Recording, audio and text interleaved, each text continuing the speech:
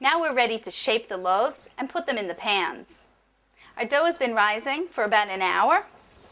It's definitely doubled in bulk, as you can see. We're going to punch this dough down and shape it and put it into our pans to rise a second time. Put a little flour on the surface. Take that dough out. See, it slides right out because we oiled the bowl. And because this recipe yields 2 loaves, we're going to just cut that right in half.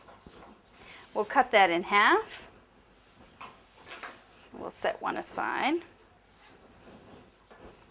Now, at this point, you want to punch all the air out of the dough. And we're going to form it into a rectangular shape, like this. Push out all the air. You can turn it over and push out all the air. And then you're going to roll it, sort of like a jelly roll style. Roll that up. And tuck the ends in a bit. And place that right into one of our prepared pans.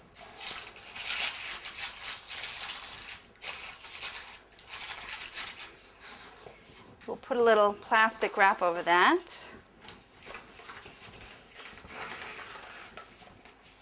You want to put the plastic wrap over to keep the dough moist and not form a crust on the top. If it dries out, it'll get a crust and you can have some cracking. So you want to keep that dough nice and warm and moist. And that's going to sit for about a half an hour. Let's do our second loaf. A little bit of dusting flour on the surface. You're going to press all the air out of that. You can use your knuckles. Turn it over. Get all the air out of that dough. This is called punching down.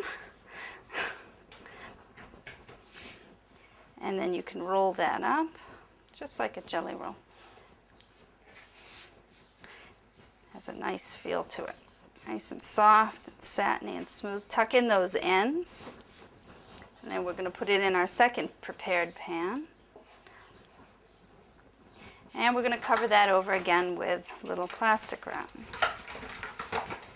These are going to sit for about a half an hour until they've also about doubled in bulk. And then we're going to put them in the oven.